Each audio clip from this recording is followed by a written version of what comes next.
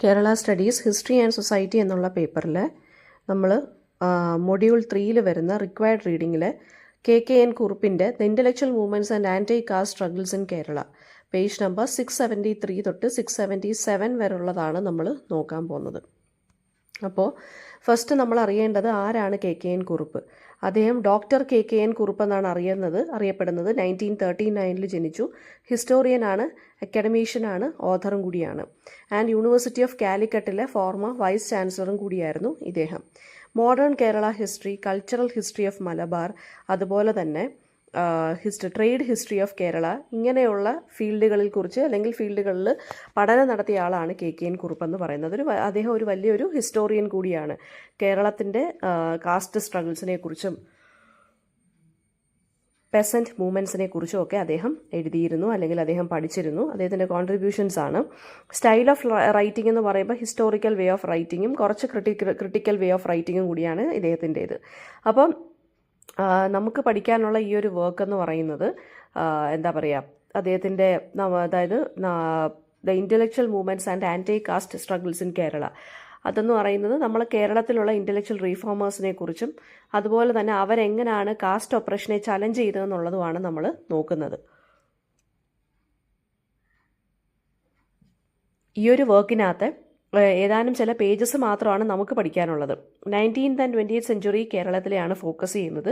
ആ സമയത്ത് Kerala social റിനസൻസ് witness ചെയ്തിരുന്നു. ആ സോഷ്യൽ റിനസൻസ് കേരളത്തിൻ്റെ കൾച്ചറിനെയും പൊളിറ്റിക്കൽ ലൈഫിനെയും നല്ല രീതിയിൽ മാറ്റിമറിച്ചിരുന്നു, അല്ലെങ്കിൽ റീഷേപ്പ് ചെയ്തിരുന്നു. ഫോർ എക്സാമ്പിൾ, റീഫോമേഴ്സ് ആയിട്ടുള്ള ചട്ടമ്പി സ്വാമികളും ശ്രീനാരായണ ഗുരുവും ബ്രഹ്മാനന്ദ സ്വാമി, അതുപോലെ തന്നെ സ്വാമി ശിവാനന്ദ, വാഗ്ഭടാനന്ദ, ഇവരൊക്കെ ആൻറ്റി കാസ്റ്റ് ഐഡിയോളജി സപ്പോർട്ട് ചെയ്തിരുന്നു. സോഷ്യൽ റീഫോംസ് കൊണ്ടുവന്നിരുന്നു, സോഷ്യൽ ഇക്വാളിറ്റി കൊണ്ടുവന്നിരുന്നു. അതുപോലെ തന്നെ നാഷണലിസത്തിലും ഇവർ പങ്കുവഹിച്ചിട്ടുണ്ട്. അപ്പം ഇതെങ്ങനെയാണ് കേരളത്തിൻ്റെ സൊസൈറ്റിയെ ട്രാൻസ്ഫോം ചെയ്തത്, റിലിജനെയും കാസ്റ്റിനെയും മാറ്റിമറിച്ചത് എങ്ങനെയാണെന്നും, പിന്നെന്താണ് ഇവരെങ്ങനെയാണ് റാഷണലി കേരളത്തിൻ്റെ സൊസൈറ്റിയെ മാറ്റിമറിച്ചതെന്നുള്ളതുമാണ് നമ്മൾ ഈ ഒരു പേജസിനകത്ത് അല്ലെങ്കിൽ വർക്കിനകത്ത് നമ്മൾ നോക്കുന്നത്. ഓക്കെ, അപ്പോൾ പാരഗ്രാഫ് 1 പറയുന്നതെന്ന് വെച്ച് കഴിഞ്ഞാൽ, കാസ്റ്റ് എന്ന് പറയുന്നത് കേരളത്തിലെ സംബന്ധിച്ചിടത്തോളം ഒരു റിജിഡ് ആയിട്ടുള്ള, വളരെ സ്ട്രോങ് ആയിട്ടുള്ള ഒരു സോഷ്യൽ ഇൻസ്റ്റിറ്റ്യൂഷനാണ്. പക്ഷേ ലാറ്റർ ഹാഫ്, അതായത് second half of the 19th century ആയപ്പോഴത്തേക്ക് എന്ത് ചെയ്തെന്ന് വെച്ച് കഴിഞ്ഞാൽ, കാസ്റ്റിനെതിരെ അല്ലെങ്കിൽ കാസ്റ്റ് ഓപ്പറേഷനെതിരെ ആളുകളെല്ലാവരും, അതായത് എസ്പെഷ്യലി സോഷ്യൽ റീഫോമേഴ്സൊക്കെ എന്ത് ചെയ്യാൻ തുടങ്ങി, ഫൈറ്റ് ചെയ്യാൻ തുടങ്ങി. അപ്പോൾ ഈ തിങ്കേഴ്സ്, അതായത് ഇൻ്റലക്ച്വൽസ് എന്ന് പറയുന്നത് അവർ വെസ്റ്റേൺ എഡ്യൂക്കേറ്റഡ് അല്ലായിരുന്നു, വെസ്റ്റേൺ എഡ്യൂക്കേഷൻ കിട്ടിയ ആളുകളല്ലായിരുന്നു അവരെല്ലാം. പിന്നെന്തായിരുന്നു എന്നാണ് പറയുന്നത്, അവർ നമ്മുടെ ട്രഡീഷണൽ നോളജിൽ നിന്നും പിന്നെ ഓരോ വാല്യൂസൊക്കെ എടുത്ത് അതിനെ റെപ്രസെൻറ്റ് ചെയ്ത് പുതിയൊരു സോഷ്യൽ ക്ലാസ് ഡിമാൻഡ് ചെയ്തിരുന്നു. ആ സോഷ്യൽ ക്ലാസ് എന്ന് പറയുന്നത് എന്തായിരുന്നു ഡിമാൻഡ് ചെയ്തിരുന്നത്? ജസ്റ്റിസിനും ലിബർട്ടിക്കും ഇക്വാളിറ്റിക്കും ഇമ്പോർട്ടൻസ് കൊടുക്കുന്ന ഒരു സൊസൈറ്റിക്കാണ് ഇവർ പ്രാധാന്യം നൽകിയത്. അപ്പോൾ ഈ പാരഗ്രാഫ് ഇൻട്രൊഡ്യൂസ് ചെയ്യുന്നത് കേരളത്തിൻ്റെ കാസ്റ്റ് സ്ട്രഗിൾസിൻ്റെ ഒരു ഹിസ്റ്റോറിക്കൽ ബാക്ക്ഗ്രൗണ്ടാണ്. ഈ കാസ്റ്റ് ഡിസ്ക്രിമിനേഷനെതിരെ അല്ലെങ്കിൽ കാസ്റ്റിൻ്റെ ഇഷ്യൂസിനെതിരെ ഫൈറ്റ് ചെയ്തവരെന്ന് പറയുന്നത് ദേ വർ നോട്ട് വെസ്റ്റേൺ എഡ്യൂക്കേറ്റഡ്, അതായത് അവർ ഇംഗ്ലീഷ് എഡ്യൂക്കേഷൻ ലഭിച്ചവരായിരുന്നില്ല, അവരാരും വെസ്റ്റേൺ എഡ്യൂക്കേറ്റഡ് ആയിരുന്നില്ല.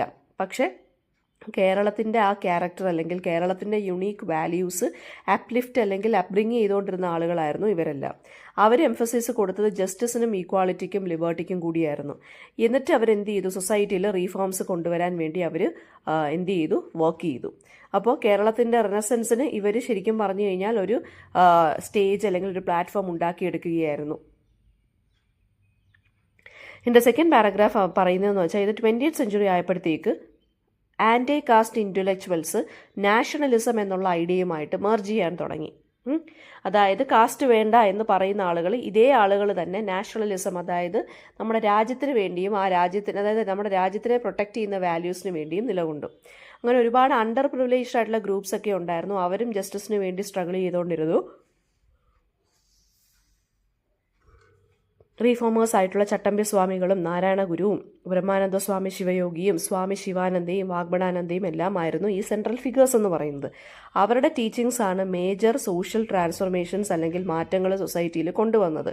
പക്ഷേ ഹിസ്റ്റോറിയൻസ് പറയുന്നതെന്ന് വെച്ച് കഴിഞ്ഞാൽ, അതായത് ഈ റിഫോമേഴ്സ് എന്ന് പറയുന്നത് മോസ്റ്റ്ലി സന്യാസികളായിരുന്നു. അവരെന്ന് പറയുന്നത് എന്താണ്, ഈ റീഫോംസ് കൊണ്ടുവരുന്നു. ആ റീഫോംസിനൊപ്പം തന്നെ നാഷണൽ മൂവ്മെൻറ്റ്സ് ആയിട്ടുള്ള നോൺ കോപ്പറേഷനും സിവിൽ ഡിസൊബീഡിയൻസിനും ഒക്കെ ഇവർ മെർജ് ചെയ്ത് അല്ലെങ്കിൽ ബ്ലെൻഡ് ചെയ്തിട്ടാണ് ഈ മൂവ്മെൻറ്റ്സ് എല്ലാം അവർ ലീഡ് ചെയ്തത്. അപ്പോൾ ഒരു കൈൻഡ് ഓഫ് റെസിപ്രോക്കൽ റിലേഷൻഷിപ്പ് ഉണ്ടായിരുന്നു കാസ്റ്റ് സ്ട്രഗിൾസിനും നാഷണലിസത്തിനും ഇടയിൽ. അതായത് നാഷണലിസം ഉള്ള അല്ലെങ്കിൽ നാഷണലിസത്തിന് വേണ്ടി ഫൈറ്റ് ചെയ്തവർ തന്നെയാണ് കാസ്റ്റ് സ്ട്രഗിൾസിനെതിരെയും ഫൈറ്റ് ചെയ്തവർ. കാസ്റ്റ് സ്ട്രഗിൾസിന് വേണ്ടി ഫൈറ്റ് ചെയ്തവരാണ് നാഷണലിസത്തിന് വേണ്ടി ഫൈറ്റ് ചെയ്ത്. So there was some kind of reciprocal relationship between those who fought for nationalism and also those who fought for caste struggles. ഇനി അപ്പോൾ ഈ ഒരു പാരഗ്രാഫിനകത്ത് പറയുന്നതെന്ന് വെച്ച് കഴിഞ്ഞാൽ കേരളത്തിലെ റിഫോമേഴ്സ് കാസ്റ്റ് മാത്രമല്ല ഡിസ്മാൻഡിൽ ചെയ്തത്, നാഷണലിസം കൂടി സ്ട്രെങ്തൻ ചെയ്തു. അതായിരുന്നു അവരുടെ വിജയം എന്ന് പറയുന്നത്. അപ്പം ഈ ഒരു കാര്യം ശരിക്കും പറഞ്ഞാൽ ഹിസ്റ്റോറിയൻസിന് വളരെ കൺഫ്യൂസിംഗ് ആയിട്ടും പസിലിംഗുമായിട്ടും തോന്നി. ഓക്കെ, അപ്പോൾ കേരളത്തിൻ്റെ ഹിസ്റ്ററി മാറ്റിമറിക്കുക മാത്രമല്ല അവർ ചെയ്തത്, നാഷണലിസത്തിനും കൂടി ഇമ്പോർട്ടൻസ് കൊടുത്തു. അപ്പോൾ ഡുവൽ ഇൻഫ്ലുവൻസ് ആയിരുന്നു ഇവർക്ക് ഉണ്ടായിരുന്നത്. പാരഗ്രാഫ് 3 പറയുന്നതെന്ന് വെച്ചാൽ കേരളത്തിലെ റീഫോം മൂവ്മെൻറ്റ്സ് എന്ന് പറയുന്നത് ബംഗാളിലെയും പഞ്ചാബിലെയും ഒക്കെ റീഫോം മൂവ്മെൻറ്റ്സുമായിട്ട് കുറച്ച് സിമിലാരിറ്റി ഉണ്ടായിരുന്നു. പക്ഷേ എയിമിൽ അല്ലെങ്കിൽ സ്കോപ്പിൽ വ്യത്യാസം ഉണ്ടായിരുന്നു. ബംഗാളിലെ റീഫോം മൂവ്മെൻറ്റ്സ് എന്ന് പറയുന്നത് അവർ നയിച്ചിരുന്നത് അല്ലെങ്കിൽ ലീഡ് ചെയ്തിരുന്നത് വളരെ എലീറ്റ് ആയിട്ടുള്ള അല്ലെങ്കിൽ വെസ്റ്റേൺ എഡ്യൂക്കേറ്റഡ് ആയിട്ടുള്ള ലീഡേഴ്സായിരുന്നു. For example like Raja Rammohan Roy ഒക്കെ വളരെ എലീറ്റ് ആയിട്ടുള്ളൊരു ഒരു ഫാമിലിയിൽ നിന്നാണ് വന്നിരുന്നത്. കേരളത്തിലെ മൂവ്മെന്റ് എന്ന് പറയുന്നത് മാസ് ആയിട്ടുള്ള ഒരു അപ്പീലും ഉണ്ടായിരുന്നു. And it was based on spiritualism. Because Sree Narayana Guru ആണെങ്കിലും ചട്ടമ്പി സ്വാമികളാണെന്നെങ്കിലും ബ്രഹ്മാനന്ദ ശിവയോഗി ആണെന്നുണ്ടെങ്കിലും വാഗ്ബടാനന്ദനാണെന്നുണ്ടെങ്കിലും ഇവരെല്ലാം കുറച്ചും കൂടി സ്പിരിച്വലി അലൈൻഡ് ആയിട്ടുള്ള സന്യാസിൻസ് എന്ന് വേണമെങ്കിൽ നമുക്ക് പറയാം. അങ്ങനെയുള്ള ആളുകളാണ് കേരളത്തിലെ റീഫോം മൂവ്മെന്റ്സ് സ്റ്റാർട്ട് ചെയ്തത്. അപ്പം നമ്മുടെ ഇവിടുത്തെ എന്ന് വെച്ച് കഴിഞ്ഞാൽ കേരളത്തിലെ മൂവ്മെന്റ് എന്ന് പറയുന്നത് മാസ് അപ്പീലും ഉണ്ടായിരുന്നു. ഇറ്റ് വാസ് വെരി പോപ്പുലർ ആയിരുന്നു and it was based on spiritualism. ഇപ്പോൾ റീഫോമേഴ്സ് ശരിക്കും പറഞ്ഞു കഴിഞ്ഞാൽ കാസ്റ്റിനെ ക്രിട്ടിസൈസ് ചെയ്ത് എന്തിലൂടെയാണ് ക്രിട്ടിസൈസ് ചെയ്തത്? സ്പിരിച്വൽ ഫിലോസഫിയിലൂടെയാണ് ക്രിട്ടിസൈസ് ചെയ്ത്. അതായത് പെട്ടെന്നുള്ള ഒരു സോഷ്യൽ ചേഞ്ചസിനും അതായത് സൊസൈറ്റിയിൽ പെട്ടെന്നൊരു മാറ്റം വേണം എന്നായിരുന്നു ഇവർ ആവശ്യപ്പെട്ടുകൊണ്ടിരുന്നത്. ദെൻ അപ്പോൾ ഈ പാരഗ്രാഫിനകത്ത് കേരളത്തിൻ്റെ മാത്രമുള്ളൊരു പ്രത്യേകത, അതായത് യുണീക്നെസ് ആണ് പറയുന്നത്. ഈ റെനസൻസ്, കേരളത്തിലുണ്ടായ ഈ സോഷ്യൽ റെനസൻസ് എന്ന് പറയുന്നത് മാസ് ഓറിയൻറ്റഡ് ആയിരുന്നു and it was rooted in spirituality. അല്ലാതെ വെസ്റ്റേൺ റാഷണലിസത്തിനോ അല്ലെങ്കിൽ വെസ്റ്റേൺ ഇൻ്റലക്ച്വൽ തിങ്കിങ്ങിനോ ഒന്നും ഇമ്പോർട്ടൻസ് കൊടുത്തിട്ടല്ലായിരുന്നു. പിന്നെ സെക്യുലറിസത്തിൻ്റെ ആബ്സെൻസ് ആണ് ഈ ഒരു റിനസൻസിൻ്റെ ബോത്ത് സ്ട്രെങ്ത് ആൻഡ് ലിമിറ്റേഷൻ എന്ന് പറയുന്നത്. അതായത് സ്പിരിച്വാലിറ്റിയെ മാത്രം ഡിപ്പെൻഡ് ചെയ്തിരുന്നു. അത് പോപ്പുലറായിട്ട് ആളുകളെല്ലാം മാസമായിട്ട് അക്സെപ്റ്റ് ചെയ്തിരുന്നു. പക്ഷേ ഈ ഒരു ഒരു മോഡേൺ ഔട്ട്ലുക്ക് ഈ ഒരു മൂവ്മെൻറ്റിന് ഇല്ലായിരുന്നു. അതുതന്നെയാണ് ഇതിൻ്റെ കുറവെന്നും പറയുന്നത്. ഓക്കെ, അപ്പോൾ കേരളത്തിൻ്റെ റിനസൻസ് മൂവ്മെൻറ്റിനെ നമുക്ക് ഒരിക്കലും യൂറോപ്യൻ സ്റ്റൈലായിട്ടുള്ള മാറ്റങ്ങൾ കൊണ്ടുവരുന്ന അല്ലെങ്കിൽ സെക്യുലർ മൂവ്മെൻറ്റ്സുമായിട്ട് നമുക്ക് ഒരിക്കലും കമ്പയർ ചെയ്യാൻ പറ്റത്തില്ല. പാരഗ്രാഫ് 4 പറയുന്നത് ഏർലി 19th സെഞ്ച്വറി ട്രാവൻകൂറിൽ ചട്ടമ്പി സ്വാമികളും നാരായണ ഗുരുവുമായിരുന്നു ഈ റീഫോംസ് എല്ലാം സ്പിയർ ഹെഡ് ചെയ്തിരുന്നത്. ബോത്ത് ക്രിട്ടിസൈസ്ഡ് ബ്രാഹ്മണിക്കൽ ഡോമിനൻസിനെയും ആവശ്യമില്ലാത്ത കാസ്റ്റ് ഡിസ്ക്രിമിനേഷനെയും കാസ്റ്റ് പ്രാക്ടീസസിനെതിരെയായിരുന്നു ഇവർ രണ്ടുപേരും. ചട്ടമ്പി സ്വാമികൾ അദ്ദേഹത്തിൻ്റെ റൈറ്റിംഗ്സിൽ, അതായത് പ്രാചീന Malayalam through the writings like പ്രാചീന മലയാളം, അദ്ദേഹം സാക്രിഫിഷ്യൽ റിച്വൽസിനെതിരെയും ഈ ബ്രാഹ്മൺസിൻ്റെ സുപ്പീരിയോറിറ്റിക്കെതിരെയും ഫൈറ്റ് ചെയ്ത ആളാണ്. നാരായണ ഗുരു ആണെന്നുണ്ടെങ്കിൽ കാസ്റ്റിൻ്റെ ഡിസ്ക്രിമിനേഷൻ യഥാർത്ഥത്തിൽ നേരിട്ട് വിറ്റ്നസ് ചെയ്ത അദ്ദേഹം എന്ത് ചെയ്തു? കാസ്റ്റ് ഡിവിഷൻസിനെ റിജക്റ്റ് ചെയ്തു. അദ്ദേഹത്തിൻ്റെ തന്നെ വർക്കായിട്ടുള്ള ജാതി മീമാംസയ്ക്കകത്ത് ആൻഡ് അതുപോലെ തന്നെ ഹ്യൂമാനിറ്റിയെയും റിലീജിയൻ്റെയും യൂണിറ്റിയാണ് അദ്ദേഹം പ്രൊമോട്ട് ചെയ്തത്. ആൻഡ് അതുകൊണ്ട് തന്നെ അദ്ദേഹം എന്ത് ചെയ്തെന്നാണ് പറഞ്ഞിരിക്കുന്നത്? ഒരു ശിവൻ്റെ ഐഡൽ അരുവിപ്പുറത്ത് അദ്ദേഹം തന്നെ കോൺസെൻട്രേറ്റ് ചെയ്യുകയും ചെയ്തു. അപ്പോൾ ബ്രാഹ്മൺസിന് മാത്രമേ പണ്ടൊക്കെ വിഗ്രഹങ്ങൾ അല്ലെങ്കിൽ ഇങ്ങനെയുള്ള ഐഡൽസ് ഒക്കെ പ്ലേസ് ചെയ്യാൻ സാധിക്കത്തുള്ളായിരുന്നു. അപ്പോൾ അദ്ദേഹം അരുവിപ്പുറത്ത് ഒരു ഈഴവ ശിവനെയാണ് അദ്ദേഹം എന്ത് ചെയ്തത്? കോൺസെൻട്രേറ്റ് ചെയ്ത് വെച്ചത്. ഓക്കെ, അപ്പോൾ ബ്രാഹ്മണിക്കൽ റിച്വൽ അതോറിറ്റിയെ റിജക്റ്റ് ചെയ്തുകൊണ്ടാണ് അദ്ദേഹം അങ്ങനെ, അത് കാണിക്കാൻ വേണ്ടിയാണ് അദ്ദേഹം അങ്ങനെ സ്വയം ചെയ്തത്. അപ്പോൾ ഈ പാരഗ്രാഫിനകത്ത് ഇൻഡിവിജ്വൽ റീഫോമേഴ്സിനെ കുറിച്ചും അവരെങ്ങനെയാണ് കാസ്റ്റ് ഹൈറാർക്കിയെ അറ്റാക്ക് ചെയ്തതെന്നും കൂടിയാണ് ഇതിനകത്ത് പറയുന്നത്. അപ്പോൾ ചട്ടമ്പി സ്വാമി എന്ത് ചെയ്തു എന്ന് വെച്ച് കഴിഞ്ഞാൽ ഇൻ്റലക്ച്വൽ ചട്ടമ്പി സ്വാമി ഇവരുടെ ഈ ബ്രാഹ്മൺസിൻ്റെ ആ ഒരു ഡോമിനൻസിക്കെതിരെ ഫൈറ്റ് ചെയ്തു. നാരായണ ഗുരുവിൻ്റെ ആക്ട് എന്ന് പറയുന്നത് അദ്ദേഹം കുറച്ചും കൂടി പ്രാക്ടിക്കലായിട്ട് എന്ത് ചെയ്തു എന്ന് വെച്ചാൽ ഭയങ്കര റെവല്യൂഷണറി ആയിട്ട് അദ്ദേഹം ചെയ്തതെന്ന് വെച്ചാൽ അദ്ദേഹം തന്നെ സ്വയം ഒരു ഐഡൽ പ്ലേസ് ചെയ്തു. അങ്ങനെ ഒരു ടെമ്പിൾ ഉണ്ടാക്കുകയും ചെയ്തു അരുവിപ്പുറത്ത്. ടുഗദർ അവർ രണ്ടുപേരും കൂടി ഫിലോസഫിയും ആക്ഷനെയും കൂടി ബ്ലെൻഡ് ചെയ്തിട്ടാണ് വർക്ക് ചെയ്തത്. ഈ അരുവിപ്പുറത്തുള്ള ശിവൻ്റെ ഐഡൽ ഇൻസ്റ്റലേഷൻ എന്ന് പറയുന്നത് വളരെ ലാൻഡ്മാർക്കാണ് കേരള ഹിസ്റ്ററിയെ സംബന്ധിച്ചിടത്തോളം. ഓക്കെ, പാരഗ്രാഫ് 5 പറയുന്നത് ഈഴവാസും ഈഴവ കമ്മ്യൂണിറ്റിയിലുള്ള ആളുകളും ബാക്കിയുള്ള ട്രാവൻകൂറിലുള്ള ആളുകളും റൈറ്റ്സിന് വേണ്ടി പെറ്റീഷൻസ് കൊടുക്കാൻ തുടങ്ങി. അതായത് four example like Malayali memorial കൊണ്ടുവന്നു, ഈഴവ മെമ്മോറിയൽ കൊണ്ടുവന്നു. ഇതെല്ലാം സിവിൽ റൈറ്റ്സിന് വേണ്ടിയായിരുന്നു. അതായത് ഇവരുടെ റൈറ്റ്സ് പ്രൊട്ടക്ട് ചെയ്യണമെന്ന് പറഞ്ഞ് വേണ്ടിയായിരുന്നു. ശ്രീനാരായണ ഗുരുവിൻ്റെ ഗൈഡൻസിൽ SNDP സ്ഥാപിച്ചു, ശ്രീനാരായണ ധർമ്മ പരിപാലന യോഗം. അതെന്ന് പറയുന്നത് എന്തായിരുന്നു, ഒരു കാസ്റ്റ് ബേസ്ഡ് ഓർഗനൈസേഷൻ ആയിരുന്നു. പക്ഷേ അത് ഈ കാസ്റ്റ് ഈഴവ കമ്മ്യൂണിറ്റിയിലുള്ള ആളുകൾക്കും ബാക്കി അങ്ങനെയുള്ള ആളുകൾക്ക് എന്താണ്, അതായത് ഈ മാർജിനലൈസ്ഡ് കമ്മ്യൂണിറ്റിയിലുള്ള ആളുകൾക്ക് ഒരു കൈൻഡ് ഓഫ് അപ്ലിഫ്റ്റ്മെന്റിന് വേണ്ടി അല്ലെങ്കിൽ സോഷ്യൽ അഡ്വാൻസ്മെന്റിന് വേണ്ടിയായിരുന്നു SNDP യോഗം അല്ലെങ്കിൽ ഇത് കൊണ്ടുവന്നത്. അപ്പം ഇതിനകത്ത് പറയുന്നതെന്ന് വെച്ച് കഴിഞ്ഞാൽ ഈ ഫിലോസഫിക്കൽ റിഫോമിൽ നിന്ന് എങ്ങനെയാണ് ഒരു ആക്ടിവിസത്തിലോട്ട് ഇത് മാറിയത്. അപ്പം മാറിയെന്ന് വെച്ച് കഴിഞ്ഞാൽ SNDP എന്ന് വെച്ചാൽ കാസ്റ്റ് ബേസ്ഡ് ആയിരുന്നു. പക്ഷേ അത് ഈ ഡിസ്ക്രിമിനേഷൻ ചലഞ്ച് ചെയ്ത് സോഷ്യൽ മൊബിലിറ്റിയെ പ്രൊമോട്ട് ചെയ്തൊരു കാര്യമായിരുന്നു. അപ്പോൾ ഈ ഒപ്രസ്ഡ് കമ്മ്യൂണിറ്റീസ് എല്ലാവരും കൂടി ഒരുമിച്ച് നിന്ന് അവരെങ്ങനെയാണ് ഒരു ഓർഗനൈസേഷൻ ക്രിയേറ്റ് ചെയ്തതെന്നും അവരെങ്ങനെയാണ് കളക്റ്റീവായിട്ട് ഇതിനെതിരെ ഫൈറ്റ് ചെയ്തതെന്നുമാണ് ഈ ഒരു പാരഗ്രാഫ് കാണിക്കുന്നത്. അവർ പിന്നെന്താണ് പൊളിറ്റിക്കലി അവർ ഫൈറ്റ് ചെയ്തു, ഇക്വാളിറ്റിക്ക് വേണ്ടി. അവർ റിലീജിയസ്ലി അവരിത് ഫൈറ്റ് ചെയ്തു. പാരഗ്രാഫ് 6 മലബാറിൽ ബ്രഹ്മാനന്ദ സ്വാമി ശിവയോഗിയായിരുന്നു ലീഡ് ചെയ്തിരുന്നത് റിഫോംസ്. അദ്ദേഹത്തിൻ്റെ തന്നെ സ്ഥാപനമായിട്ടുള്ള ആനന്ദ മഹാസഭയും സിദ്ധാശ്രമത്തിലൂടെയാണ്, ആലത്തൂരുള്ള സിദ്ധാശ്രമത്തിലൂടെയാണ് ഇദ്ദേഹം റിഫോംസ് ഒക്കെ ലീഡ് ചെയ്തിരുന്നത്. അദ്ദേഹം കാസ്റ്റിനെയും അൺടച്ചബിലിറ്റിയും ആനിമൽ സാക്രിഫൈസിനെതിരെയും ഐഡൽ വർഷിപ്പിനും എതിരെയുമായിരുന്നു ഇദ്ദേഹം. ശ്രീനാരായണ ഗുരുവിനെ പോലെയല്ല ഇദ്ദേഹം. ശ്രീനാരായണ ഗുരു ഐഡൽസിനെ അക്സെപ്റ്റ് ചെയ്തു, പക്ഷേ ശിവയോഗി എന്ത് ചെയ്തു, ബ്രാഹ്മണിക്കൽ റിച്വൽസിനെ എൻറ്റയർലി റിജക്റ്റ് ചെയ്തിരുന്ന ഒരു വ്യക്തിയായിരുന്നു. അദ്ദേഹത്തിൻ്റെ ഫിലോസഫി ഹാപ്പിനെസ് അല്ലെങ്കിൽ ആനന്ദം അല്ലെങ്കിൽ ഇക്വാളിറ്റിക്ക്, എസ്പെഷ്യലി ജെൻഡർ ഇക്വാളിറ്റിക്ക് ഇമ്പോർട്ടൻസ് കൊടുക്കുന്നതായിരുന്നു ഇദ്ദേഹത്തിൻ്റെ philosophy. And he also promoted women's education. Okay, അപ്പോൾ ശ്രീനാരായണ ഗുരുവും ശിവയോഗിയും തമ്മിലൊരു കോൺട്രാസ്റ്റ് ആണ് ഈ പാരഗ്രാഫിനകത്ത് പറയുന്നത്. ശിവയോഗി ഔട്ട്റൈറ്റ് ആയിട്ട് റിജക്റ്റ് ചെയ്തിരുന്നു ഐഡൽസിനെ പ്ലേസ് ചെയ്യുന്നത്. ആൻഡ് അദ്ദേഹം ഇമ്പോർട്ടൻസ് കൊടുത്തത് ഹാപ്പിനെസ് ആസ് എ ഫിലോസഫി എന്നുള്ള രീതിയിലായിരുന്നു. വിമൻസ് എഡ്യൂക്കേഷനൊക്കെ ഇദ്ദേഹം ഒരുപാട് എന്ത് ചെയ്തിരുന്നു, സപ്പോർട്ട് ചെയ്തിരുന്നു. പാരഗ്രാഫ് 7 പറയുന്നത് സ്വാമി ശിവാനന്ദ എസ്റ്റാബ്ലിഷ് സിദ്ധ സമാജം ഇൻ ബദഗര.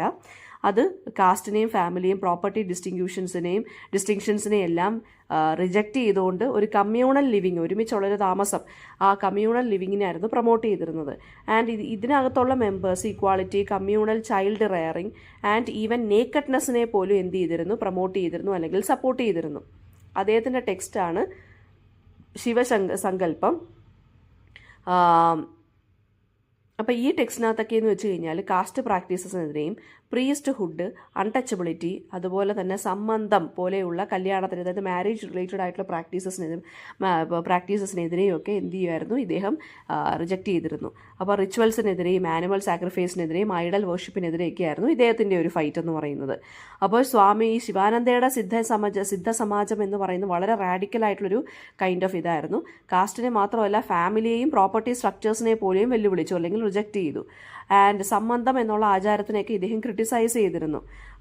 പിന്നെ അതുപോലെ തന്നെ എന്താണ്, കമ്മ്യൂണൽ ലൈഫിനെയൊക്കെ അദ്ദേഹം പ്രൊമോട്ട് ചെയ്തിരുന്നു. പേരൻറ്റ്ഹുഡിനെ പോലും റിജക്റ്റ് ചെയ്തിരുന്നു. അതായത് എന്തൊക്കെയാണോ റെസ്ട്രിക്ഷൻസ് കൊണ്ടുവരുന്നത് അതിനെയെല്ലാം റിജക്റ്റ് ചെയ്തിരുന്നു. അതാണ് നേക്കഡ്നെസ്സിനെ പോലും പ്രൊമോട്ട് ചെയ്തിരുന്നു എന്ന് ഞാൻ പറഞ്ഞത്. ആൻഡ് ദെൻ പാരഗ്രാഫ് 8 VK ഗുരുക്കൾ, അതായത് വാഗ്ബടാനന്ദ, അദ്ദേഹം ആത്മവിദ്യ സംഘം എന്ന് പറഞ്ഞ് നോർത്ത് മലബാറിൽ ഒരു ഓർഗനൈസേഷൻ ഫൗണ്ട് ചെയ്തു. ഈ ഒരു സംഘം എന്ന് പറയുന്നത് കാസ്റ്റ് റിച്വൽസ് ആൻഡ് ഐഡൽ വർഷിപ്പിനെതിരെയായിരുന്നു. ആൻഡ് ആസ് ഏർലി ആസ് 1914 അദ്ദേഹം അൺടച്ചബിൾസിനെതിരെയും, അതായത് അൺടച്ചബിൾസിന് എതിരെയുള്ള ഡിസ്ക്രിമിനേഷനെതിരെയും അതുപോലെ തന്നെ അവരെയൊക്കെ ഗോഡിൻ്റെ ചിൽഡ്രനായിട്ടൊക്കെ കൺസിഡർ ചെയ്യാനും അങ്ങനെയുള്ള മാറ്റങ്ങളൊക്കെ ഇദ്ദേഹം കൊണ്ടുവന്നു. ഇദ്ദേഹത്തിൻ്റെ മൂവ്മെൻറ്റ് കുറച്ചും കൂടി ഇൻ്റലക്ച്വൽ ആൻഡ് സെക്യുലർ ആയിരുന്നു. ഇറ്റ് വാസ് കുറച്ച് റാഷണലിസ്റ്റ് ആയിട്ടുള്ള തിങ്കിങ് ആയിരുന്നു ഇദ്ദേഹത്തിൻ്റേത്. ആൻഡ് പിന്നെന്താണ്, അദ്ദേഹത്തിൻ്റെ ഒരു ജേണൽ ഉണ്ടായിരുന്നു, ആത്മവിദ്യ കാഹളം എന്ന് പറയുന്നത്. അപ്പോൾ വാഗ്ബടാനന്ദൻ അഥവാ VK ഗുരുക്കൾ എന്ന് പറയുന്നത് കുറച്ച് ഒരു റാഷണലിസ്റ്റ് ഫേസിൽ വരുന്ന ആളാണ്. അദ്ദേഹം ബാക്കിയുള്ള സന്യാസി സ്പിരിച്വൽ ലീഡേഴ്സിനെ പോലെ അല്ലായിരുന്നു. സെക്യുലറിസത്തിനും റീസണിനുമായിരുന്നു ഇദ്ദേഹം ഇമ്പോർട്ടൻസ് കൊടുത്തത്.